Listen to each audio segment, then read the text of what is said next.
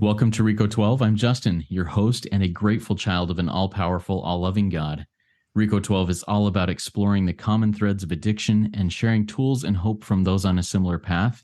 We gather from diverse backgrounds, faiths, and places to learn and support one another. Our speakers represent various fellowships, addictions, and afflictions. We reflect on the richness of our shared experiences in these meetings. Join us in this journey of recovery and unity. Today's speaker for the 206th meeting is Melissa M., a first-timer at RECO12, and whose topic today is healing from betrayal trauma. And we're excited to get into this, and I'm really grateful for her willingness to come and talk, and we'll get to her talk and the Q&A afterwards in just a minute. First, for a little bit of business. The RECO12 family of recovery resources is expanding with more support for both addicts and their loved ones. Explore additional RECO12 podcasts by checking in the chat of our live meetings and the podcast show notes. I'll have those links in here in just a minute. We're also exploring the possibility of creating new resources in multiple languages worldwide. If you are in long-term recovery and speak a language other than English as a native language, and you have a recovery network of people that would be willing to also do something for what we're doing here, that would be really cool. Reach out to me, send an email to RECO12pod@gmail.com, and we'll start discussing those possibilities. RECO12 is a self-supporting service, and we appreciate your contributions to help us continue in our mission. A special thanks this week goes out to Jean for becoming a monthly spearhead, and also to Geraldine for her donation. If you'd like to support RECO12 and become a spearhead, visit RECO12.com/support. Or check our links here in the live meeting in the show notes of the podcast. Your support really does make a difference in sharing our message of recovery. We look forward each meeting to receiving from the light reflected from our speakers. That light inspires hope, meaning, worth, and growth in us, the listening audience. Now I'll introduce today's speaker, Melissa M. Here's a little bit about her. Melissa is a mother of 5, a spouse to a sex and food addict, and is a recovering codependent. She found herself in the rooms of recovery with her husband starting in 2009, but only found herself in the rooms for her own personal healing and recovery in 2021, and has benefited greatly in her healing journey. Melissa is a talented carpenter and a home editor who enjoys blessing others with home organization and experiencing the power it holds in helping others, specifically in recovery, by bringing joy and clarity to space, mind, and spirituality as it has in hers. She's found that a home in order opens a pathway that aids in triumphant results in recovery across the board. Her story of finding healing from betrayal trauma and codependency is what she will be sharing with us all today. Take it away, Melissa. The floor is yours. Thank you so much.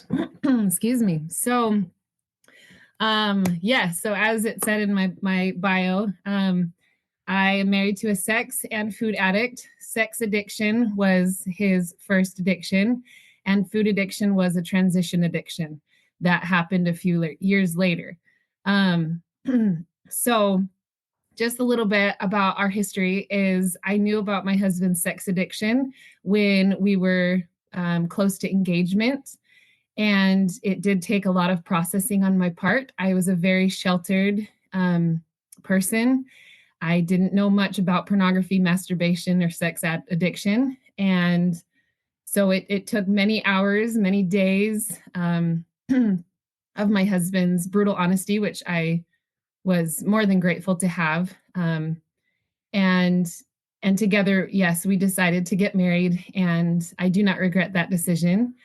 However, in our first year of marriage, we got pregnant pretty quickly, and with that came a lot of stress. And within the first year of our marriage, betrayal did happen. My husband did relapse, and it was devastation on all of our parts, but more so because I was pregnant. And that joy, that opportunity to look forward to a new baby was squandered. And so it was very hard. It was very hard for me to process betrayal without even knowing what betrayal trauma was at the time. I had no education. And so the first few years of our marriage were very, very dark. And unfortunately, my codependency was born. And I just controlled, and I did what I could to stay safe and to control my husband, and with the ultimate goal of not getting betrayed again. So fast forward, and we found ourselves in the rooms, 12-step, and I was under the impression, the assumption, that we were there to fix my husband so that he wouldn't hurt me again. And I didn't realize how typical this was. But that was how I did 12-step for many, many years. About 13 years is how I went into the rooms. And it wasn't just 12-step. We had so many programs and retreats and opportunities, and spent thousands of dollars looking for his healing. And it was maddening because throughout it he was relapsing, white knuckling, relapsing, white knuckling, relapsing. And the whole time my codependency was becoming stronger and stronger. Again, with no education, no terminology. My betrayal trauma was worsening. I had no idea. I just thought I was becoming a lunatic. I thought I was becoming the wife that I never wanted to become, angry and hurt and desperate. And yeah, just that betrayal trauma really did take over, as well as that codependency. So it got to a point about 2.5 years ago, where I started noticing that his cycles, with now the transition addiction of food addiction getting thrown into the mix, the cycle of white knuckling from pornography and masturbation would then activate his food addiction for the coping.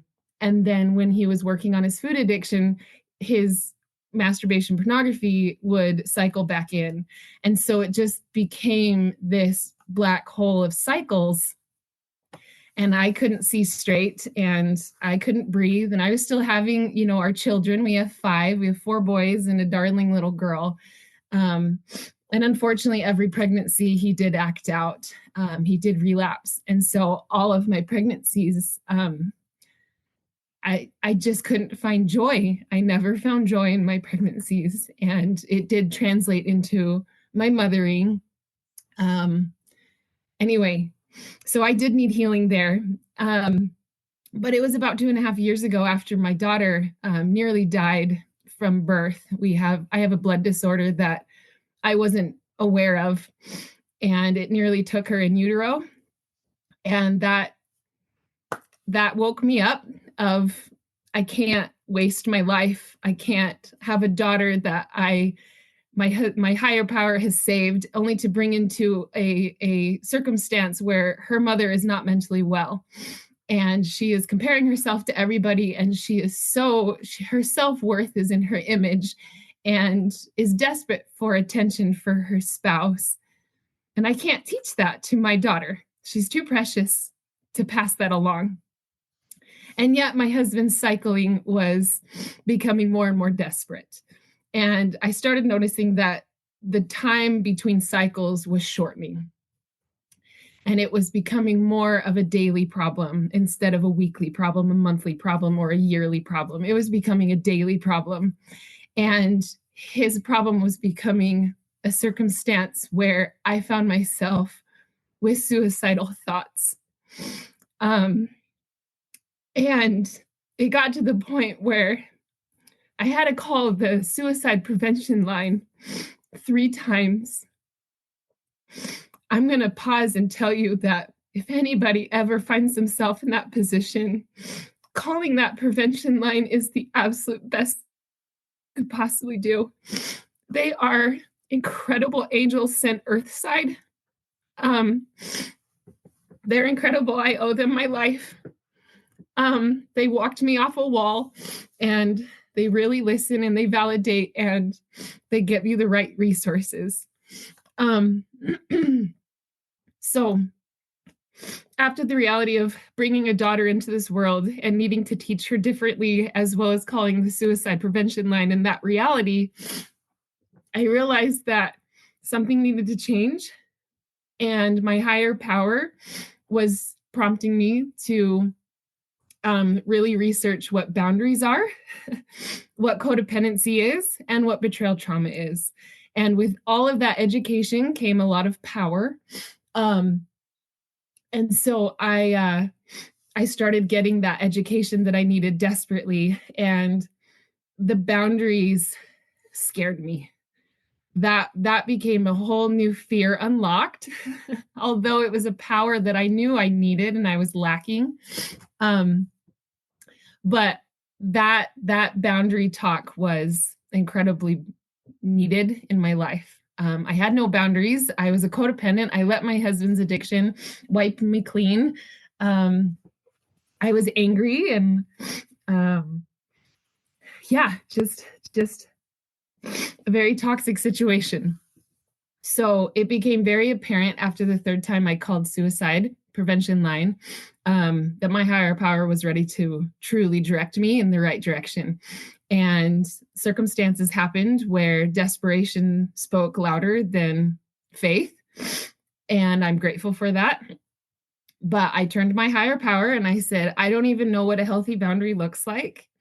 And I was instructed through a lot of pondering and prayer that a healthy boundary would look like having his addictions not acted out in my home.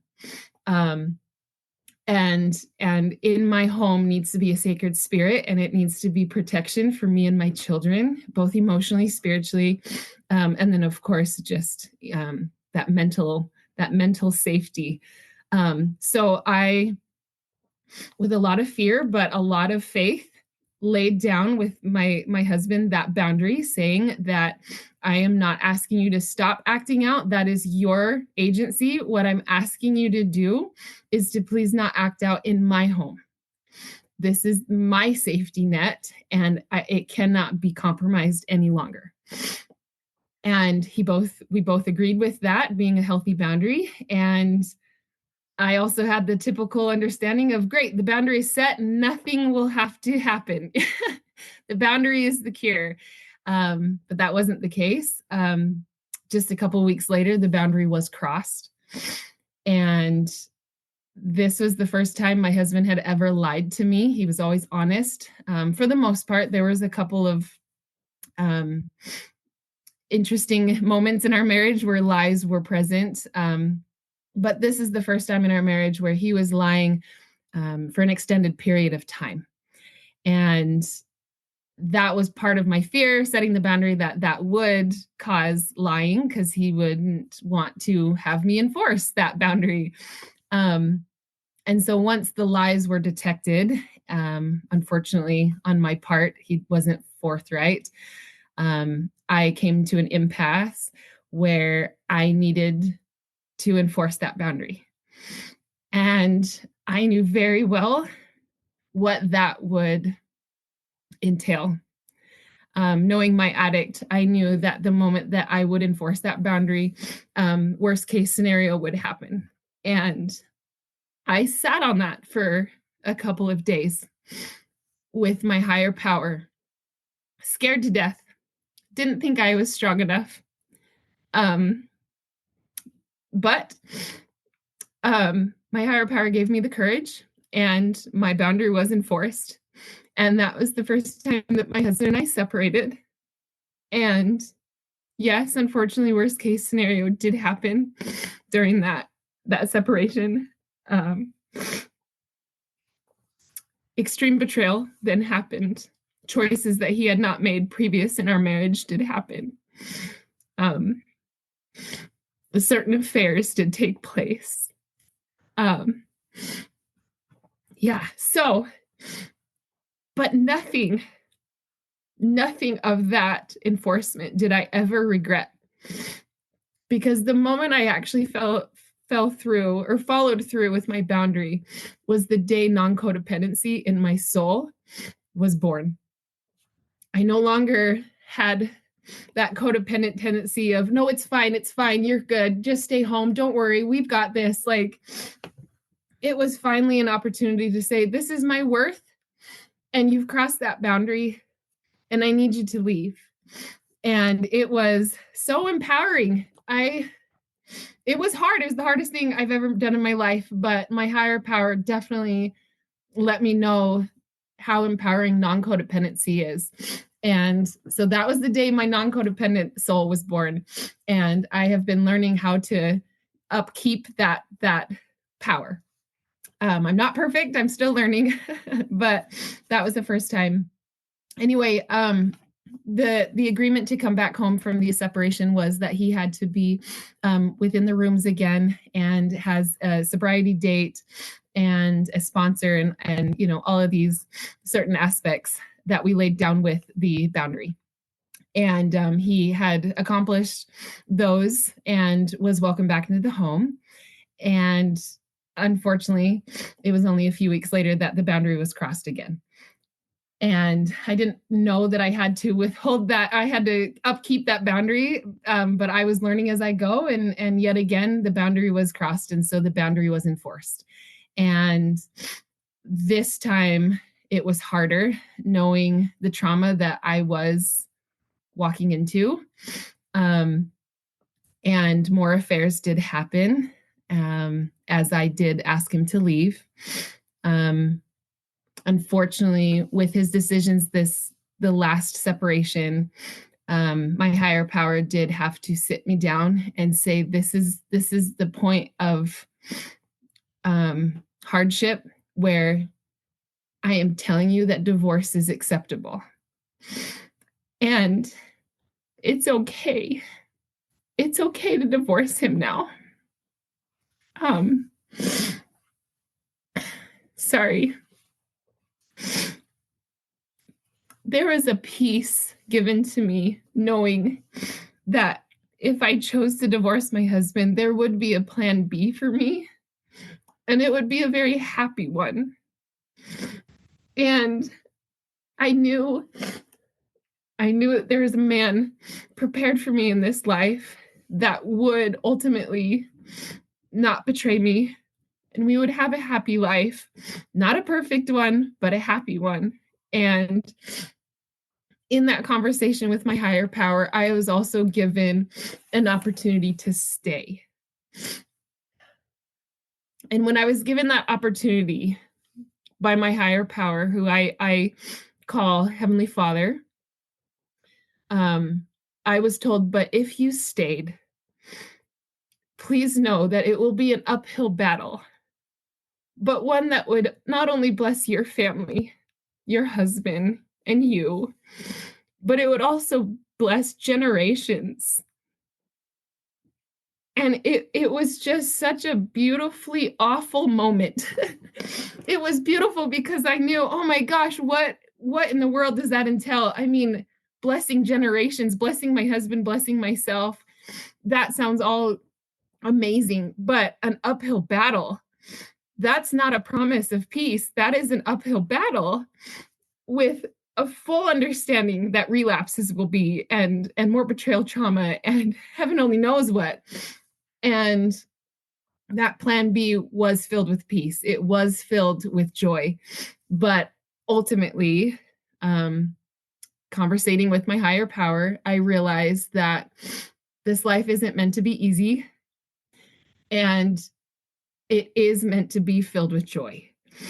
And that second option that he gave me, the uphill battle, blessing generations, was just that. It wasn't easy, but it was going to be filled with joy. And so I took a blind step of faith, and I chose to stay. And it was the hardest choice I have ever made in my marriage up to this point. Because at that point, I was not aware of how devastatingly dark and low my husband's sex addiction had gone during that separation. And so I had a discovery day headed my way that definitely fell under the category of uphill battle, for sure. But excuse me. But this is where my organization comes in. So what I wasn't expecting during that choice to stay was incredible lessons, incredible opportunities to see my higher power's hand, his power in my life, to bring both healing from codependency and betrayal, but also joy and blessings and lessons and knowledge to not only help what I was promised, my husband, my kids, myself, but many, many friends and many of their kids and husbands. And it is such a joy to see that my hardship is helping others. And I'm not even fully healed yet. So when I had stayed, there was an opportunity for me from my higher power to, and I quote, get your home in order. And it didn't make sense at the time because I didn't feel responsible for getting my house out of order. I felt like that instruction probably deserved to go to my husband, considering he was creating chaos in the home. And yet the prompting was given to me. Get your house in order.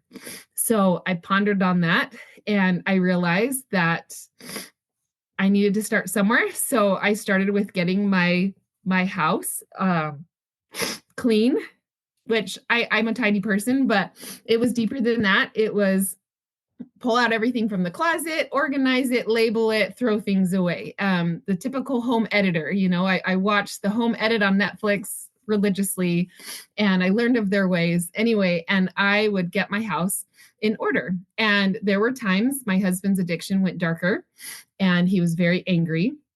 And part of the boundary of not being a codependent came with making choices that I knew the addict would fight me on. And this is where I was learning again how not to be codependent on what his addiction needed and what I in my healing journey needed. And so there were many times that uphill battle became straight uphill, and he would fight me and mock me for cleaning the house. He would mock me for trying to clean up our show watching and what spirit we were bringing into the home, what influences. And so with that, I continued with knowing that I have been told to get my house in order. So in order, I will get it. And so I was cleaning up our spirituality. I was cleaning up our finances. I was cleaning up our house. And the whole time, my husband was fighting me, and in vicious ways. There were parts of his addiction that would purposely act out, purposely relapse as a their ha to me for trying to get the house in order, especially when it came to the spiritual order. He would purposely betray me on those fronts. So it became very hard to continue, but I would learn non-codependency along the way. But there were points where I was just devastated. I was broken. I was going to my higher power saying, what is the point? There's no point in this. He's getting worse. I'm not seeing the point in this. Many times, actually, there was that conversation of what is the point? Until randomly one day, it was, unfortunately, after my husband in our religion, I'm LDS, certain behaviors are inappropriate. And he found himself in a disciplinary council of our church to see if he was going to be excommunicated for his actions. And trying to support him through that as the spouse who's been betrayed was incredibly hard. An experience that I love having in my books to help others, but hard. And it was after that council when the point of it came very clear to my mind as to why I was getting my house in order. My husband had come home and from this meeting, And I had been organizing for months. And he comes home, and there was just this switch. There was just this light in him. He came home and he was just like, oh, this home is beautiful. You've done a very amazing job. I can open up cabinets and have nothing fall on me. And I can go look for a razor and I can find it because it's labeled under the razor section. And I can just pick out a pair of underwear and not feel like I have to dig forever. And it's just, there is such a light in this house. And I am so sorry for trying to snuff that light out for many months. I need the spirit of this home. You were doing it for me. And from that point on, with many other resources that started helping him, he started improving little by little. And my kids started improving little by little. And I started improving loads by loads because I had a point to it. So there was just this passion of organization. And after I got my house organized, you can only organize so much. I started seeing the benefit of blessing others with organization. And Heavenly Father, my higher power, was sending me to those who I didn't realize were betrayed spouses, but he would lead me to go organize their homes. And after I organized their homes, they would have a similar reaction of, I can breathe again. It feels like I can just reach to my higher power so much more clearly. This is a power. This is a gift. And so that's where I am. I organize homes. I keep my house as organized as I can with 4 boys, tornadoes, and a little girl. It's work every day, but every time that I feel spiritually clogged or codependent again, I realize that if I just go make my bed, if I just go clean my house, I realize that for me, they are connected, that my mind fog is 100% connected to what the status of my house is. If my house is clean and organized and not in a way that nobody can live, it is literally, okay, we've cleaned it. Now you can go play with toys. You can, live, but with the understanding, a boundary that we need it back into organization. So once I get my house organized, I find that my mind is more organized and ready to attack codependency, ready to hold boundaries, and ready to turn to my higher power. So that is what I have prepared today. It is such a power. I encourage many to look into starting small with organization and see it in what category you need it most: spiritually, financially, physically, mentally, and then go for it. Meditation is a huge one for the mental for the mental organization. So yeah. Awesome. Thank you so much, Melissa. Thank you for sharing your experience, your strength, your hope, the trials and the victories there that are happening in your life. I appreciate the miracles that are going on there. And I love whether you meant to or not, you referenced the big book of Alcoholics Anonymous really, really well. One of the stories in the chapter Working for Others, one of the relations there ends with this paragraph: burn into the consciousness of every man that he can get well regardless of anyone. The only condition is that he trust in God and clean house. And I see that happening in your life, at least right now, regardless of whatever is going on around you, trusting in God, cleaning house, whether that's a literal cleaning of house or a figurative cleaning of house. Thank you for sharing those things. A reminder to our live audience: if you have questions for Melissa, please type them in the Q&A link at the bottom of your Zoom window. Looks like 2 speech bubbles over the top of each other. We'll get to those. I've written a few questions here, and we will ask some questions of you here, Melissa. I'm excited to get into this. Great. One of these questions I want to get into here, and I've written several, but the one that I want to start out with is, I'm trying to put myself in your shoes a little bit. Hey, I'm trying to do these things and I'm being fought from every angle. How do you avoid and stay out of going into a victim thinking mode when that happens? How do you keep I don't know if positive mindset is the right thing, but just out of victim mode?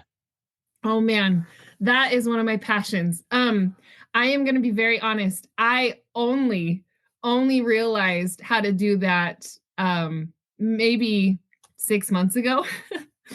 So for the last 2 years, that was when I got the instruction of get your house in order and to with my husband. And the whole time I was relishing in victim mode. I'll be honest with you. That is something that again came with lack of education. So I handled it well where I could. Higher power, Heavenly Father brought me through how to heal even with that victim mindset, but it came at the right time.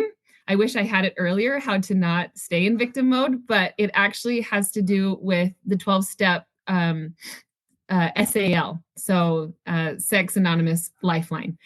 So I'm actually very new to SAL. My husband found it first, but there was some, I don't know where it was quoted. I don't know if it was the big book or the small book that the spouses read from, but somewhere in that program was the understanding that victim role is the very first addiction to any addiction or any codependent. That victim mentality is in itself the core of any addiction. For my spouse, he was looking to stay victimized, to stay resentful, right? So that his addiction was seeking how to relieve that resentment via coping with pornography and masturbation or food.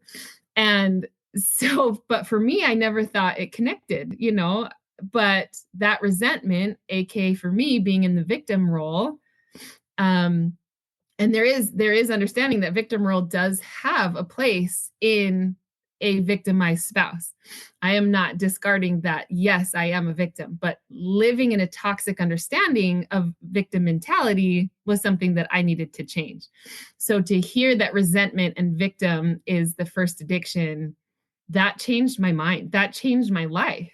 Because I realized looking back, hindsight, of course, it's always 2020, that I relished at times in my own victim mentality. And I was living in that resentment because I thought that in some subconscious way would change my husband. If he just knew how much I resented him, if he just knew how much I was victimized by this, if he just knew what I've lost, both in self-worth, sexuality, motherhood, and spousal, duties, then he would understand that it's time to change. But that never fixed him. That only made him cope more.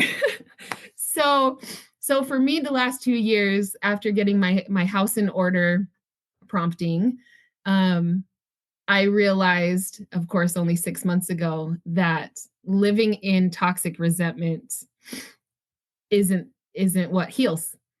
And so to look inward, again, that house in order, I went inward this time and I tried to understand what I needed to keep in order inward. And I realized very quickly that I had to keep my resentment and my victim mentality in check. I had to understand that, yes, when that victimhood needed to be processed and felt, I allowed that space. But if it became a point of, I'm holding on to this because I want to change you, I want to prove to you that you are in the wrong, then I had to understand, no, let's give that, let's surrender that to the higher power. Let's do some sponsoring. Let's go talk to my sponsor. I'm also a sponsee, I'm a sponsee and a sponsor for a different 12-step, not SAL yet. But I learned from my sponsee when she's having a hard time. And I'm like, I understand where you're at. That's the inner turmoil I'm going through. Here's what I've learned. Let's surrender it.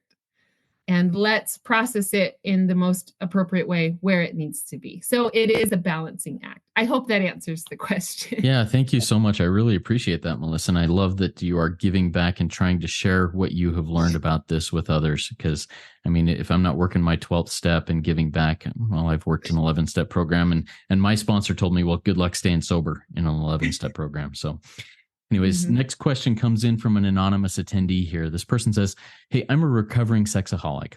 My wife discovered the extent of my lying after I was sober and in my 12-step program. I value that we avoid physical intimacy. It heals me and her with good boundaries. Do you stay dry? And how does it help? I ask because I want to heal this, but I don't deserve it. So stay dry. Maybe clarify for that one. Yeah, so drying out period. So in just abstinent from sex with the spouse. Ah, yes. Okay, that's where I was going, but I wanted to make sure. So with me and my spouse, we do have boundaries around our intimate life. They are interchangeable, but um there is a non-dried out period. We love our intimacy now, but there are times where if I'm not feeling safe or if I'm feeling triggered, I am in charge of that boundary of I don't feel like doing this. I'm not comfortable with it tonight. So I hope that answers the question. But yes, there are boundaries, but no, we do not. There have been times toxically I did withhold sex from my sex addict thinking that that would help. Again, codependent, betrayal trauma speaking. But now in my healing journey, I understand. My husband's only been completely sober for 6 months, and that's not white knuckling sober. This is the first time in 15 years that he has done it full on sober. But even during the white knuckling sober times, I did have my boundaries of not today. I don't feel comfortable. And he had to understand and respect that boundary. There were definite times where he did not want to respect that. But we also knew that was his addict talking. So yes, I hope that answers I hope that answers your question. Yeah, thank you so much for sharing that, Melissa. And each situation is personal to that person. And just like, you shared so many things that I think many women, many spouses who are in a similar situation, whether it was their wife that was doing that or their husband doing that, would have said, that's it, divorce, and I'm out. But you have made choices to not do that. And it seems to be bearing fruit. And that's awesome. Thank you for sharing that these are individual decisions and those are where you're at. Melissa, you've come back several times talking about your relationship with your higher power, sitting down and talking with, conversing with your higher power. How has your relationship with your higher power evolved and developed over the years of going through this ordeal? Oh man, buckle up. So it was a train wreck, actually. A little bit of my personal history. I was actually sexually molested as a little girl.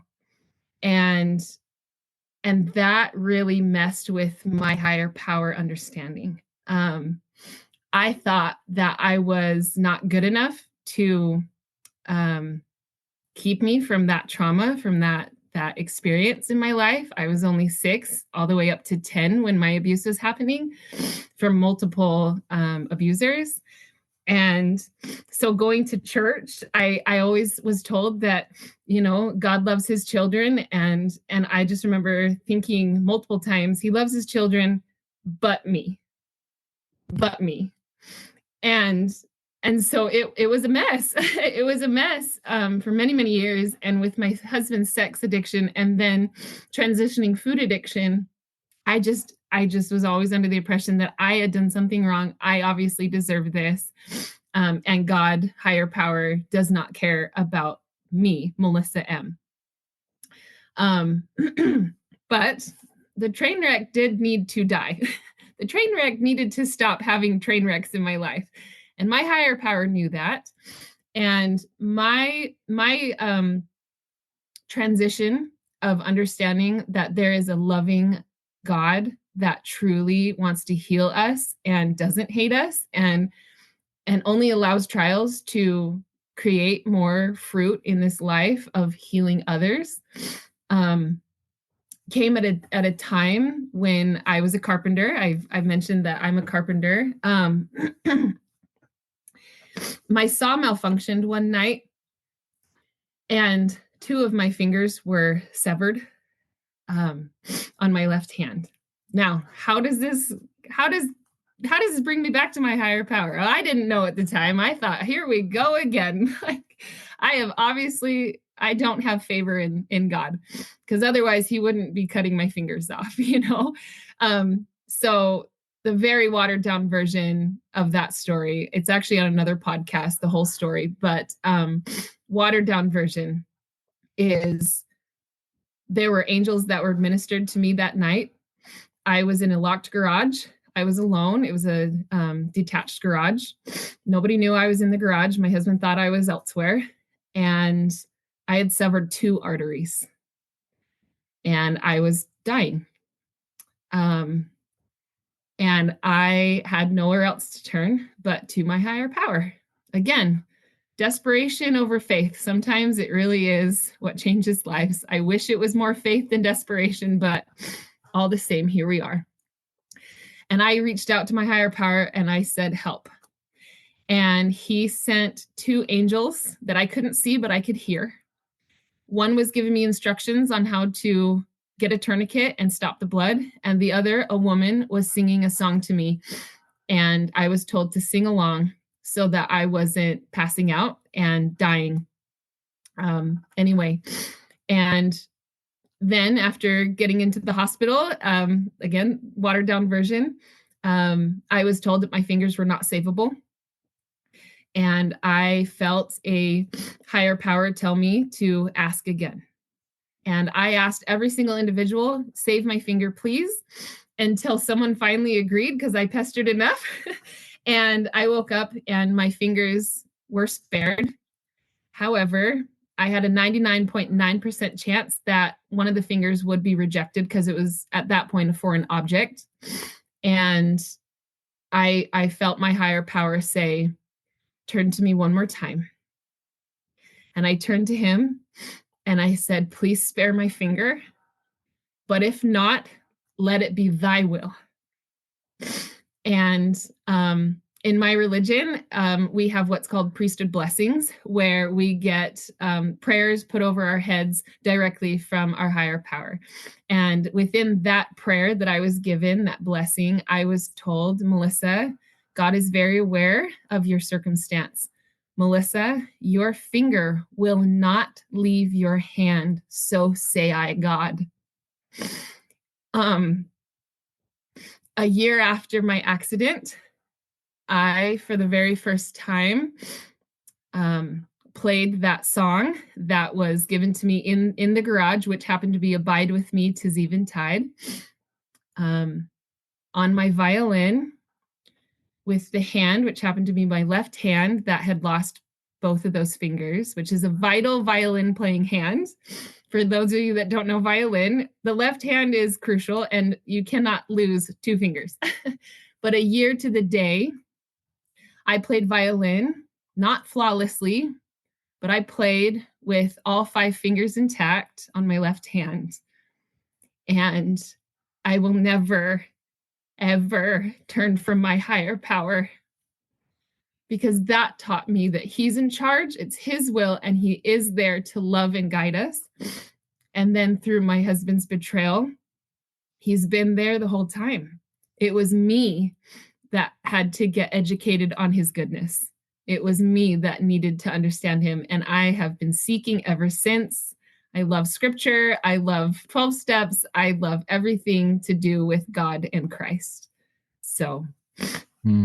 Thank you so much for sharing that, Melissa. And if you wouldn't mind sending me a link to that other podcast that you referenced there, I'll put it in the show notes of the podcast so that anybody who wants to hear that story in more depth can do so. Man, it sounds like some amazing stuff, and I really appreciate you referencing that and going into it here. I'd like to jump a little bit into a little bit more of a different question that I've got here. You know, you talked about, you talked about how you needed to recognize your own self-worth and that in order to move forward. How did you change from where maybe, well, you also said, hey, God loves all his children but me. How did you change from that into having self-worth without it being, you know, arrogance or cockiness? Yeah. I love that question. I have many, many stories. My husband always laughs, you need to write a book. But for the time being, I do podcasts. So how did I find my self-worth without being arrogant? It unfortunately comes with a devastating story, but one with a happy ending. At the time that I needed to find my self-worth, and not in comparison to what my husband was looking at and otherwise. I was pregnant with my daughter. This is before the blood disorder was diagnosed and before we almost lost her. Um, and I had a very influential friend that had just posted on Facebook that she was diagnosed with stage 4 colon cancer. And this influential friend, she really did remind me that there is goodness in this world. And she, being the one that carried a lot of that goodness, was diagnosed with stage 4 cancer. I watched her journey for a year fighting that cancer. And one of the last things she said before she passed away, she got asked all the time, what's the one thing you regret in this life that if you could do it over again, you would? This dear friend of mine was a mother of 3 girls. 2 were identical twins, and then a darling older daughter. And what she said shook me to the core. And it was around the same time where suicide prevention line was being called, and kind of everything was coming to crashing down. And her regret in this life, this beautiful, influential, God-fearing woman, her regret was she didn't love herself. And she chased the worldly skinniness and beauty and anything that she could find her worth in a worldly aspect of looks, of physical looks. And her regret was her daughters would have a mom that only cared about what she looked like and not finding her true worth in her soul.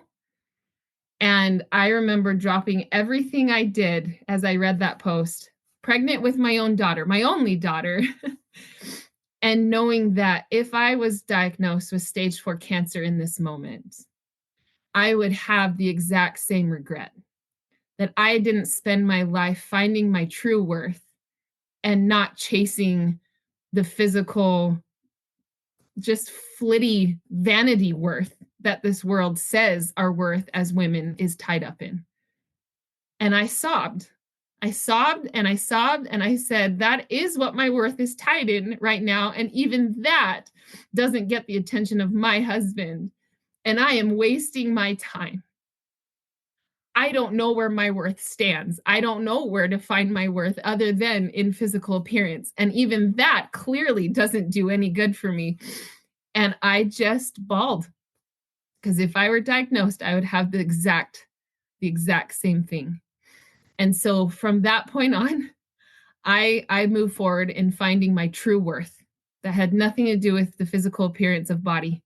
It had everything to do with that inward worth. Where does my worth lie? What am I good for? Who am I? What is my purpose? And where is my higher power? And that higher power stepped in and he said, finally, I am so excited to show you where your worth is. And yes, you are a darling, beautiful woman on this earth, but that is not where your worth needs to be tied up in. Your worth is where I need it to be. And that, for me, I'm still finding it, but that worth is being a Christ-like person who helps others, who supports my addict spouse where I can. I'm not perfect in that. I still get triggered. I still get trauma, but I love him and I love myself. And I want to be a good mom. And I find my worth in being a good mom, showing up as a Christ-like person, helping where I can, but knowing full well that my worth is tied up in Jesus Christ, my higher power, and his light is my worth. It has nothing to do with vanity, nothing. And it's wonderful. It has untied me from that rat race of being just so, all for the attention of my addict spouse, who in the end wasn't going to give it to me anyway. He was addicted. It wasn't even his choice.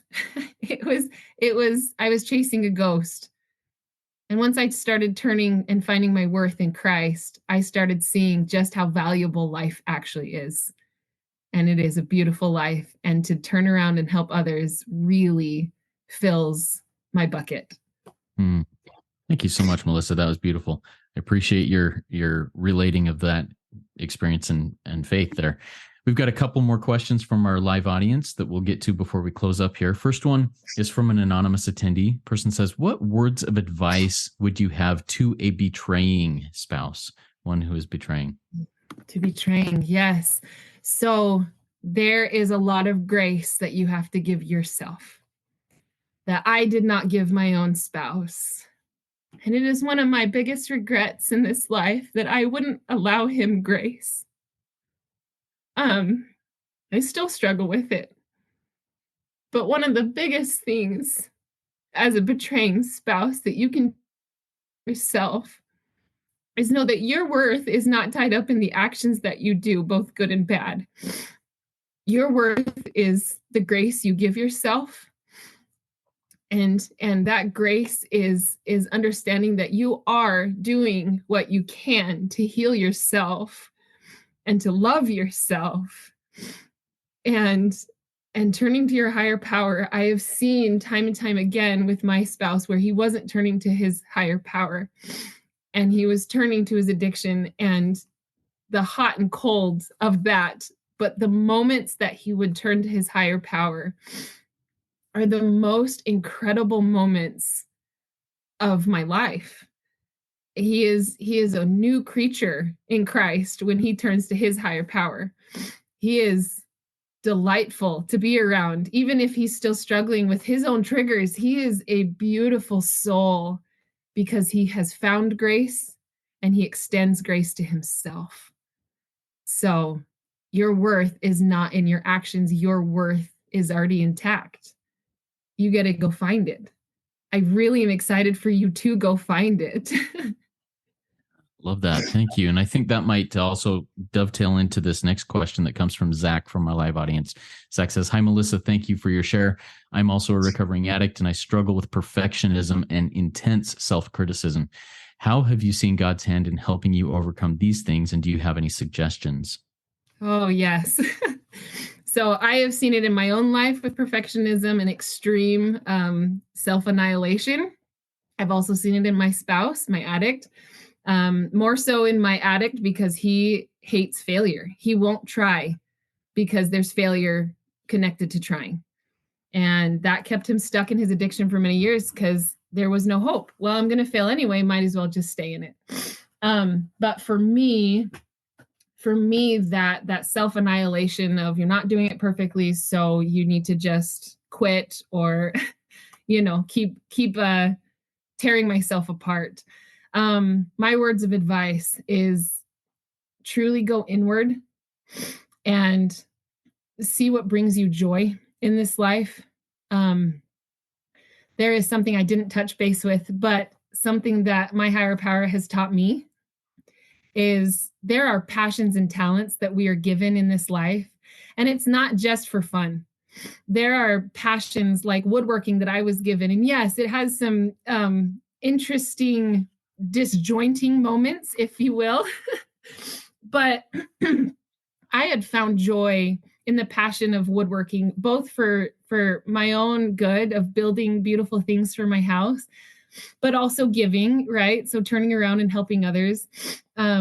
But there is a sense of purpose to find the gifts that our higher power have endowed us in this life. And there are spiritual ones.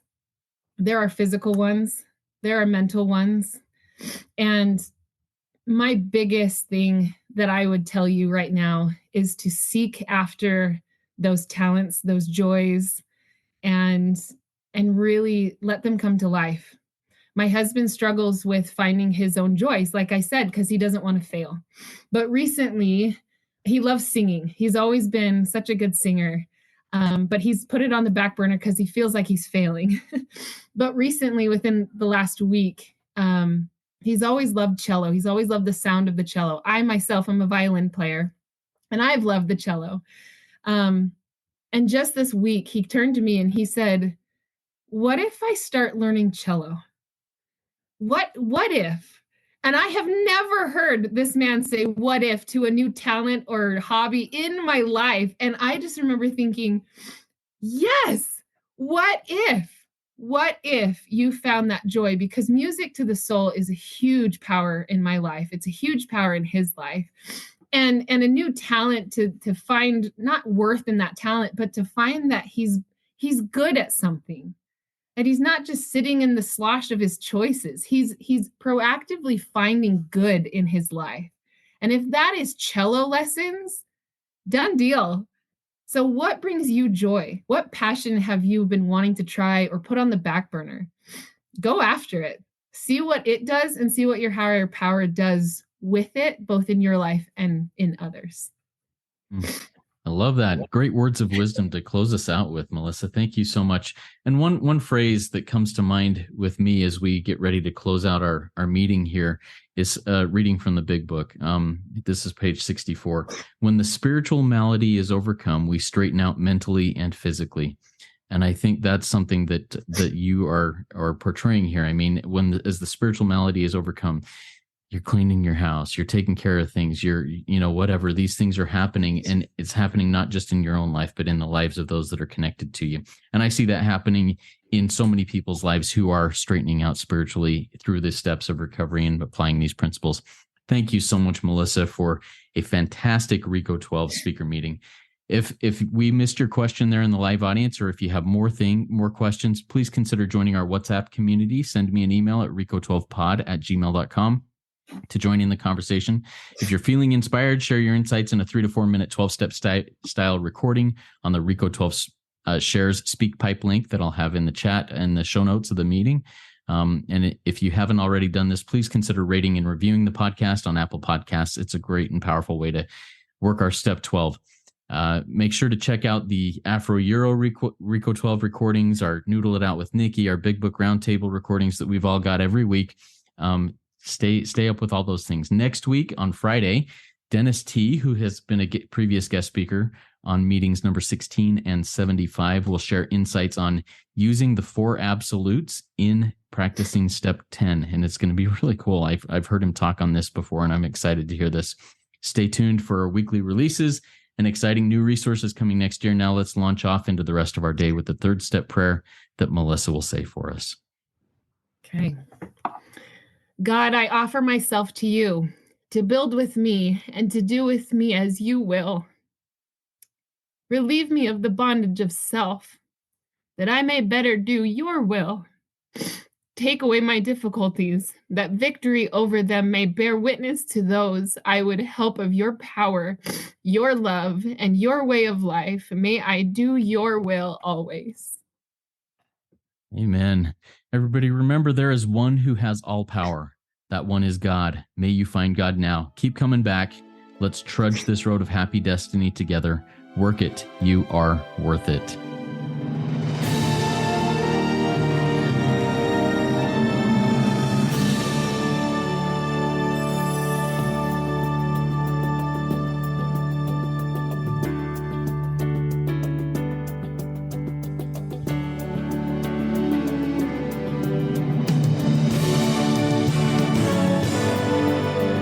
Standing still a moment, carving out this time, reflecting on the landscape of this life of mine. Peaks too high to conquer, streams too wide to cross, troughs too deep to walk through without incurring loss.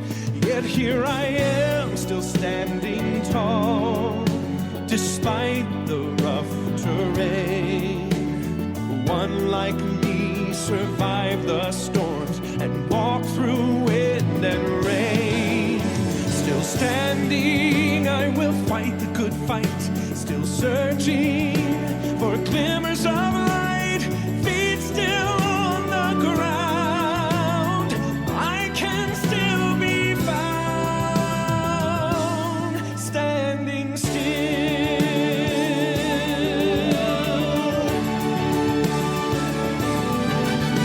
My wings are torn and tattered, but I know I still can fly. I may not soar unfettered, I may